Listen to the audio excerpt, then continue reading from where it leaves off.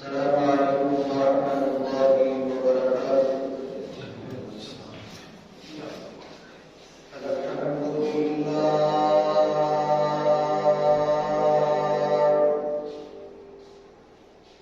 الحمد لله نحمده ونستعينه ونستغفره ونعوذ بالله من شرور أنفسنا ومن سيئات أعمالنا من يهده الله فلا مضل له ومن يضلله فلا هادي له وأشهد أن لا إله إلا الله وحده لا شريك له وأشهد أن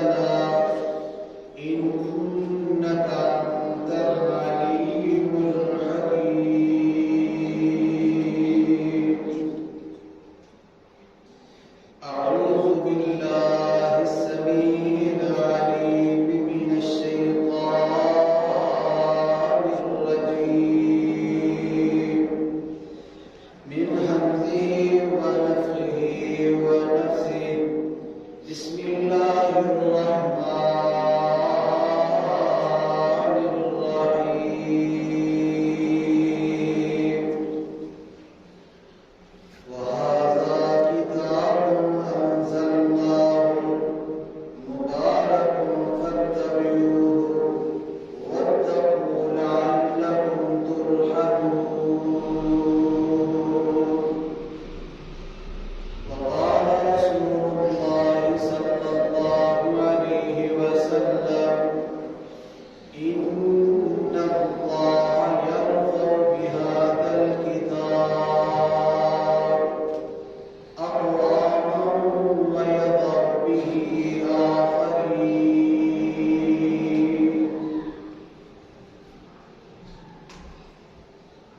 ہر قسم کی حمد و ثنا اللہ احکم الحاکمین کی ذات کے لیے خاص ہے، جو ساری کائنات کا اکیلا بنانے والا، اکیلا نظام چلانے والا اللہ وحدہ لا شریک ہے۔ اس کی ذات کے اندر، صفات کے اندر، اسماء گرامی کے اندر کوئی بھی اس کا شریک نہیں۔ درود و سلام امام الانبیاء، امام الحرمین، سید الثقلین، شفیع المذنبین، رحمت للعالمین، امامنا فی الدنیا، امامنا فی الآخرہ، امامنا فی الجنہ، میرے اور آپ کے پیارے نبی، پیارے رسول جناب محمد مصطفیٰ صلی اللہ علیہ وآلہ وسلم کی ذات گرامی پر سامعین حضرات، ساتواں اسلامی مہینہ رجب شروع ہو چکا ہے۔ آج اس کی 4 تاریخ ہے۔ یہ مہینہ ان 4 حرمت والے مہینوں کے اندر شامل ہے جن کی تعظیم مکے کے مشرک لوگ بھی کیا کرتے تھے۔ ایک مہینہ حرمت والا ماہ محرم ہے، دوسرا مہینہ رجب ہے، تیسرا مہینہ ذوالقعدہ ہے اور چوتھا مہینہ ذوالحجہ ہے۔ اللہ تعالیٰ نے جب سے کائنات بنائی ہے اس وقت سے لے کر آج تک، آج سے لے کر قیامت تک مہینوں کی تعداد اللہ تعالیٰ نے 12 بنائی ہے۔ ان 12 کے اندر یہ 4 مہینے حرمت والے ہیں۔ ان کا ادب و احترام ہم سب پر لازم ہے۔ اس مہینے کے اندر لڑائی جھگڑے سے اپنے آپ کو دور رکھا جائے، قتل و غارت سے اپنے آپ کو بچا کر رکھا جائے، دنگا فساد سے اپنے آپ کو محفوظ رکھا جائے۔ یہ قرآن کی پکار ہے، قرآن کی دعوت ہے۔ قرآن کریم 114 سورتوں پر مشتمل ہے، جن میں سے اللہ سبحانہ و تعالی نے 86 ایسی صورتیں بنائی ہیں جو مکے کے اندر نازل ہوئی، ان کو مکی صورت کہا جاتا ہے۔ 28 ایسی صورتیں نازل کی ہیں جن کو صورت مدنی کہا جاتا ہے۔ پھر قرآن کریم کو پڑھا جائے، قرآن کریم کے اندر اللہ سبحانہ و تعالی نے 29 ایسی صورتیں بنائی ہیں، نازل کی ہیں، جن کا آغاز حروف مقطعات سے شروع ہوتا ہے۔ سورۃ بقرہ پڑھیں، اس کے آغاز کے اندر بھی حروف مقطعات ہیں۔ الف لام میم ذالک الکتاب لا ریب فیہ۔ سورۃ آل عمران پڑھیں، اس کے آغاز کے اندر بھی اللہ تعالی نے حروف مقطعات کو بیان کیا ہے۔ الف لام میم۔ سورۃ آراف پڑھیں، اس کے آغاز کے اندر بھی اللہ سبحانہ و تعالی نے حروف مقطعات کو بیان کیا ہے۔ الف لام میم صاد۔ سورۃ یونس پڑھیں، سورہ ہود پڑھیں، سورۃ یوسف پڑھیں، سورۃ ابراہیم پڑھیں، سورۃ ہجر پڑھیں۔ اس طرح اگر قرآن کریم کی سورتوں کو شمار کیا جائے تو 29 ایسی صورتیں ہیں جن کے آغاز کے اندر اللہ سبحانہ و تعالی نے یہ حروف مقطعات کو بیان کیا ہے، ان کا معنی اور مفہوم اللہ تعالیٰ ہی جانتے ہیں۔ نہ اللہ کے رسول صلی اللہ علیہ وآلہ وسلم نے حروف مقطعات کا معنی بیان کیا، نہ ہی صحابہ کرام نے آگے بیان کیا ہے۔ لوگوں نے اپنی طرف سے کیلنڈر بنا کر اس کے اوپر حروف مقطعات درج کیے ہوتے ہیں اور اوپر لکھا ہوتا ہے مکان کی خیر و برکت کے لیے، دکان کی خیر و برکت کے لیے یہ حروف مقطعات لگائیں۔ قرآن کریم کے حروف ضرور ہیں، پڑھنے کا اجر و ثواب ضرور ملے گا، لیکن ان کا معنی وہ اللہ تعالیٰ ہی جانتا ہے۔ ہمیں ان کی تلاوت کے اوپر اجر ضرور ملے گا۔ اللہ کے رسول صلی اللہ علیہ وآلہ وسلم کے اوپر یہ قرآن مقدس اللہ سبحانہ و تعالی نے 23 برس کے عرصے کے اندر نازل کیا۔ پہلے اللہ سبحانہ و تعالی نے یہ قرآن مقدس لوح محفوظ سے بیت العزت میں نازل کیا، وہاں سے پھر حسب ضرورت احکامات کی صورت کے اندر، سوالوں کے جواب کی صورت کے اندر اللہ سبحانہ و تعالی نے جبرائیل علیہ السلام کو دے کر آپ علیہ السلام کے پاس بھیجا۔ اللہ کے رسول صلی اللہ علیہ وآلہ وسلم نے اعلان نبوت کے بعد 13 سال مکے کے اندر گزارے ہیں، وہاں پر بھی اللہ تعالیٰ نے قرآن کو نازل فرمایا۔ ہجرت کرنے کے بعد 10 سال اللہ کے رسول نے مدینے کے اندر گزارے ہیں، وہاں پر بھی اللہ تعالیٰ نے قرآن مقدس کو نازل کیا۔ نبی اکرم صلی اللہ علیہ وآلہ وسلم کے پاس جبرائیل علیہ السلام قرآن لے کر آتے تو آپ علیہ السلام جلدی جلدی قرآن کو ان کے پیچھے پڑھنا شروع ہو جاتے۔ اللہ سبحانہ و تعالیٰ نے فرمایا، اے میرے پیارے پیغمبر علیہ السلام، آپ جلدی نہ کریں، ہم آپ کو ایسا یاد کروائیں گے آپ کبھی بھولیں گے نہیں۔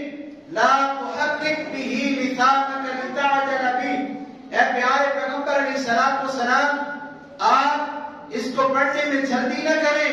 سنقرئک فلا تنسى، ان قریب ہم آپ کو پڑھائیں گے، آپ بھولیں گے نہیں۔ تو اللہ کے رسول صلی اللہ علیہ وآلہ وسلم آپ کے قلب اطہر کے اوپر اللہ تعالیٰ نے یہ قرآن کو نازل فرمایا، 23 برس کے عرصے کے اندر نازل فرمایا۔ سب سے پہلے اس قرآن کو یاد کرنے والے وہ اللہ کے رسول صلی اللہ علیہ وآلہ وسلم ہیں۔ قرآن کریم کے سب سے پہلے حافظ وہ آپ علیہ السلام ہیں۔ پھر آپ علیہ السلام کے بعد خلفائے راشدین کو دیکھا جائے، ابو بکر، عمر، عثمان، علی رضی اللہ تعالیٰ عنہم، یہ چاروں خلفاء قرآن کے حافظ سے، قرآن کو یاد کرنے والے تھے۔ نبی اکرم صلی اللہ علیہ وآلہ وسلم جو اللہ تعالیٰ نے قرآن کریم کے اندر اس بات کا اعلان کیا ہے، اِنَّا نَحْنُ نَزَّلْنَا الذِّكْرَ وَإِنَّا لَهُ لَحَافِظُونَ، ہم نے ہی اس ذکر کو نازل کیا۔ ذکر سے مراد قرآن کریم ہے۔ وَإِنَّا لَهُ لَحَافِظُونَ، ہم ہی اس کی حفاظت کرنے والے ہیں۔ تو قرآن کریم کی حفاظت سب سے پہلے اس انداز کے ساتھ ہوئی جو اللہ کے رسول صلی اللہ علیہ وآلہ وسلم کے پاس آتا قرآن، آپ علیہ السلام خود بھی یاد کرتے، صحابہ کرام کو بھی یاد کرواتے۔ اللہ کے رسول صلی اللہ علیہ وآلہ وسلم نے اس انداز کے ساتھ قرآن کریم کی حفاظت کی۔ نبی اکرم صلی اللہ علیہ وآلہ وسلم اپنی جماعت کو تیار کر رہے تھے۔ آپ علیہ السلام کے بڑے بڑے صحابہ کرام نے قرآن کریم کو یاد کیا، بڑے بڑے قرآن کے دائی بنے۔ اور صحیح البخاری کے اندر آتا ہے، انس بن مالک رضی اللہ تعالیٰ عنہ بیان کرتے ہیں، بنی عامر کے لوگ مشرک تھے، وہ اللہ کے رسول کے پاس آئے، کہنے لگے اللہ کے رسول صلی اللہ علیہ وآلہ وسلم ہمیں اپنے کچھ شاگرد دیں، اپنے تربیت یافتہ لوگ دیں تاکہ ہمیں وہ قرآن کی تعلیم دیں۔ آپ کی حدیث سے ہمیں آگاہ کریں۔ نبی اکرم صلی اللہ علیہ وآلہ وسلم نے اپنے 70 قراء کو، 70 حفاظ کو ان کے ساتھ روانہ کر دیا۔ فرمایا یہ میرے تربیت یافتہ ہیں، انہوں نے دن رات مجھ سے قرآن سیکھا ہے، یہ قرآن اچھے انداز سے پڑھتے ہیں، اچھے انداز کے ساتھ گفتگو کرتے ہیں، ان کو اپنے ساتھ لے جاؤ، یہ آپ کو قرآن کی تعلیم دیں گے۔ لیکن قبیلہ بنی عامر کے لوگوں نے نبی اکرم صلی اللہ علیہ وآلہ وسلم کے تربیت یافتہ لوگوں کے ساتھ دھوکہ کیا۔ ابھی اپنی بستی کے قریب نہیں پہنچے تھے کہ صحابہ کرام کو قتل کر دیا۔ آپ علیہ الصلوۃ والسلام بڑے رنجیدہ ہوئے، بڑے پریشان ہوئے۔ انس بن مالک رضی اللہ تعالیٰ کہتے ہیں ان 70 میں سے جو آخری صحابی شہید ہوا ان میں میرے ماموں بھی تھے، حرام بن ملحان وہ بھی تھے۔ انہوں نے آخری وقت یہ دعا کی، اے اللہ ہمارے ساتھ یہ قوم والوں نے جو کیا ہے، اے اللہ اس کی خبریں ہمارے پیغمبر تک بھی پہنچا دینا۔ یہ لے کر کس نیت کے ساتھ آئے تھے اور راستے کے ساتھ انہوں نے ہمارے ساتھ کیا سلوک کیا ہے۔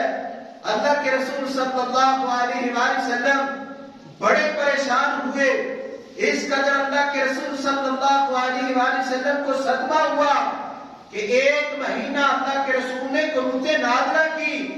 آپ علیہ الصلوۃ والسلام مہینہ بھر ان قوم والوں کے حق میں بد دعا کرتے رہے، اے اللہ ان کو تباہ و برباد فرما، جنہوں نے میری جمع پونجی کو ضائع کر دیا، جنہوں نے مجھ سے قرآن کریم کو سیکھا، قرآن کریم کو یاد کیا، اچھے قرآن کے قاری تھے، اچھے دائی تھے، اے اللہ انہوں نے ان کو شہید کر دیا۔ اے اللہ تو ہی ان سے بدلہ لینے والا ہے۔ نبی اکرم صلی اللہ علیہ وآلہ وسلم فجر کی نماز پڑھاتے، رکوع سے سر اٹھانے کے بعد دوسری رکعت کے اندر آپ علیہ الصلوۃ والسلام قنوت نازلہ کرتے، ظہر کی نماز پڑھاتے، چوتھی رکعت کے اندر قنوت نازلہ کرتے، عصر کی نماز پڑھاتے، قنوت نازلہ کرتے۔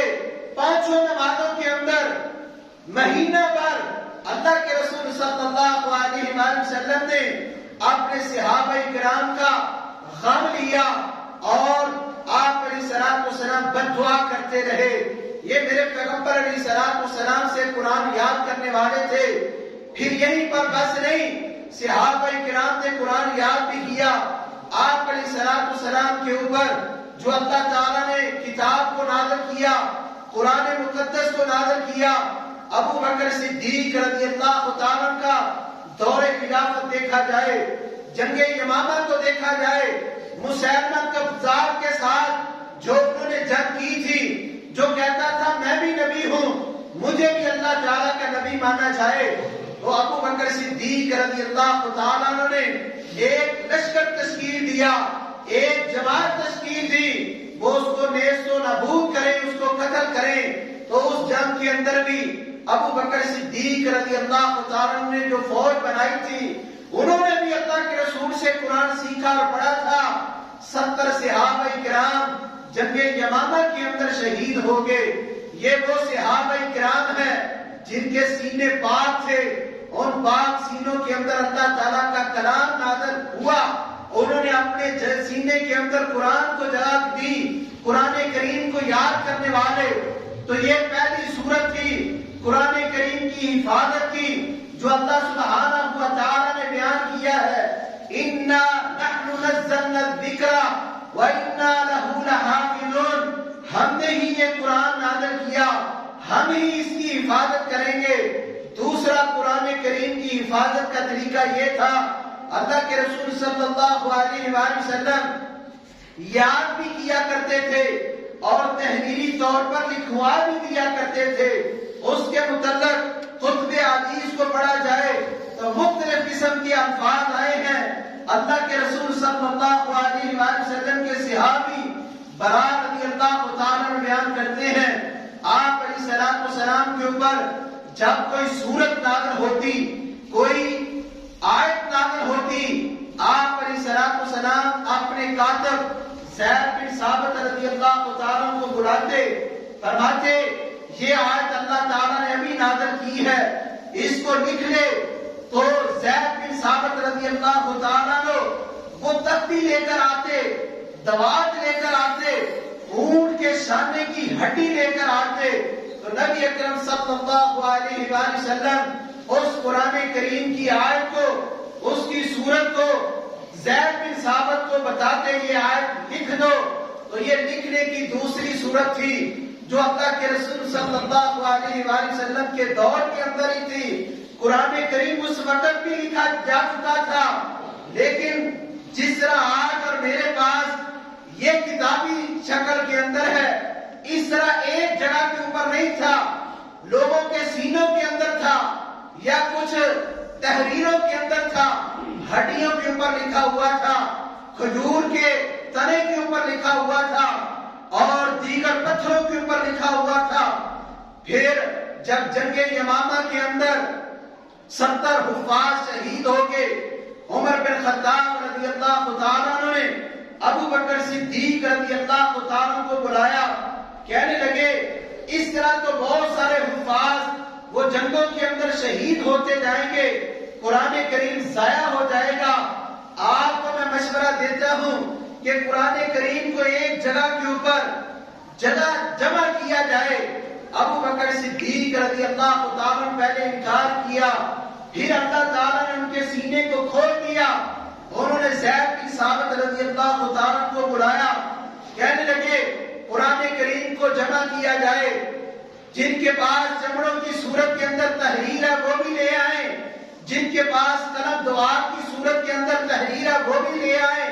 سارے صحابہ کرام اپنی اپنی تحریروں کو لے کر ابو بکر صدیق رضی اللہ تعالیٰ کے مقرر کردہ زید بن ثابت کے پاس لے آتے، ہے تو وہ بھی حافظ قرآن تھے۔ زید بن ثابت رضی اللہ تعالیٰ عنہ تو وہ قرآن کو کتابی شکل کے اندر پھر جمع کرتے جاتے۔ ابو بکر صدیق رضی اللہ تعالیٰ کا یہ احسان ہے کہ انہوں نے اس قرآن کو جمع کیا، جامع القرآن تھے، کتابی شکل کے اندر وہ قرآن کریم کو جمع کرنے والے تھے۔ ناشر قرآن عثمان بن عفان رضی اللہ تعالیٰ کو کہا جاتا ہے۔ عثمان بن عفان ہی اسی قرآن کے نسخے چھپوا کر تحریر کر کے لکھ کے پھر آگے دوسرے ممالک کے اندر بھیجا کرتے تھے، اسی لیے عثمان بن عفان کو ناشر قرآن کہا جاتا ہے۔ ابو بکر صدیق رضی اللہ تعالیٰ عنہ وہ جامع القرآن ہیں، قرآن کریم کو جمع کرنے والے ہیں، اور آپ علیہ الصلوۃ والسلام کے یہ حفاظ تھے جنہوں نے تحریروں کی صورت کے اندر بھی قرآن کریم کو لکھا تھا، اپنے سینوں کے اندر بھی قرآن کریم کو جمع کیا تھا، یاد کیا تھا، اور اسی لیے اللہ تعالیٰ نے فرمایا وَهَذَا كِتَابٌ أَنزَلْنَاهُ، یہ کتاب ہم نے اس کو اتارا ہے، ہم نے اس کو نازل کیا ہے، مبارکن، یہ بڑی بابرکت ہے، فَاتَّبِعُوهُ، اور لوگوں اس کی اتباع کرو، اس کے پیچھے چلو، وَاتَّقُوا، اس اللہ تعالیٰ سے ڈرو، لَعَلَّكُمْ تُرْحَمُونَ، تاکہ تمہارے اوپر رحم کیا جائے۔ پھر آپ علیہ الصلوۃ والسلام کا فرمان صحیح مسلم کے اندر آتا ہے، اللہ کے رسول صلی اللہ علیہ وآلہ وسلم نے فرمایا ان اللہ یرفع بہذا الکتاب اقواما ویضع بہ آخرین، اللہ تعالیٰ اس کتاب کے ذریعے، اس قرآن کے ذریعے قوموں کو عروج عطا کرتا ہے، جو اس کو سینے کے ساتھ لگاتے ہیں ان کو اللہ تعالیٰ غلبہ عطا کر دیتا ہے، اور جو اس قرآن سے اعراض کرتے ہیں، منہ موڑتے ہیں، اللہ تعالیٰ نیست و نابود کر دیتے ہیں، اللہ تعالیٰ ذلیل و خوار کر دیتے ہیں۔ نبی اکرم صلی اللہ علیہ وآلہ وسلم کے حفاظ، ان کا نام بھی سماعت فرمانے، آپ کے ایمان کے اندر تازگی آ جائے گی، جنہوں نے اللہ کے رسول صلی اللہ علیہ وآلہ وسلم سے قرآن کریم کو یاد کیا۔ آپ علیہ الصلوۃ والسلام کے خلفائے راشدین وہ بھی حفاظ تھے، عبداللہ بن عمر بن عاص رضی اللہ تعالیٰ عنہ وہ بھی قرآن کریم کے حافظ تھے، عقبہ بن عامر رضی اللہ تعالیٰ عنہ وہ بھی قرآن کریم کے حافظ تھے، ابو دردہ رضی اللہ تعالیٰ عنہ وہ بھی قرآن کریم کے حافظ تھے، تمیم داری رضی اللہ تعالیٰ عنہ وہ بھی قرآن کریم کے حافظ تھے، معاذ بن حارث رضی اللہ تعالیٰ وہ بھی قرآن کریم کے حافظ تھے، عبداللہ بن صائب وہ بھی قرآن کریم کے حافظ تھے، زید بن ثابت، معاذ بن جبل، ابو موسیٰ عاشری، سعد بن ابی وقاص، حذیفہ بن یمان، عبادہ بن صامت، سعد بن عبادہ، عبداللہ بن عباس اور ابو ایوب انصاری، یہ سارے صحابہ کرام جنہوں نے اللہ کے رسول صلی اللہ علیہ وآلہ وسلم سے قرآن کریم کو پڑھا بھی، قرآن کریم کو سیکھا بھی، قرآن کریم کو یاد بھی کیا، تحریر بھی کیا، تو یہ دوسرا سبب ہے جو قرآن کریم کی حفاظت کا ہے۔ تحریری طور پر اس کو لکھا جائے، اپنے سینوں کے اندر اس کو محفوظ کیا جائے۔ اِنَّا أَنزَلْنَاهُ فِي لَيْلَةِ الْقَدْرِ، ہم نے اس کو لیلۃ القدر میں نازل کیا۔ شہر رمضان الذی انزل فیہ القرآن، رمضان مبارک کا وہ بابرکت مہینہ جس مہینے کے اندر اللہ تعالیٰ نے قرآن کریم کو نازل فرمایا۔ صحیح البخاری کو پڑھا جائے، آپ علیہ السلام نے فرمایا تھا، عثمان بن عفان اس روایت کو بیان کرنے والے، خیرکم من تعلم القرآن وعلمہ، تم میں سے بہتر وہ ہے جو قرآن کریم کو سیکھتا بھی ہے، دوسروں کو سکھاتا بھی ہے۔ پھر اسی روایت کے دوسرے الفاظ، ان افضلکم من تعلم القرآن وعلمہ، تم میں سے بہتر وہ ہے جو قرآن کریم کو سیکھتا بھی ہے، قرآن کریم کو سکھاتا بھی ہے۔ اور دوسری روایت ابو امامہ رضی اللہ تعالیٰ سے مروی ہے، اللہ کے رسول صلی اللہ علیہ وآلہ وسلم نے فرمایا، جو شخص صبح کے وقت مسجد جاتا ہے اس کا ارادہ یہ ہوتا ہے کہ وہ بھلائی کی، خیر کی تعلیم حاصل کرے گا یا کسی کو تعلیم دے گا، تو آپ علیہ السلام نے فرمایا، اللہ تعالیٰ قرآن کریم کو سیکھنے والا اور سکھانے والا، اس کا اجر اس حاجی کے برابر ہوتا ہے جو حج کر کے واپس لوٹتا ہے۔ حاجی کو لوگ بڑی عزت کی نگاہ سے دیکھتے ہیں، یہ حج کر کے آیا ہے، لیکن جو بندہ قرآن کریم پڑھاتا ہے، سکھاتا ہے، اس کا اجر بھی اللہ تعالیٰ کے رسول نے بیان کیا، اس کو اللہ تعالیٰ اجر ایک حاجی کے برابر عطا کرتے ہیں۔ بہت بڑی سعادت کی بات ہے، بہت بڑی عظیم بات ہے کہ انسان قرآن سیکھے بھی، قرآن کریم سکھائے بھی۔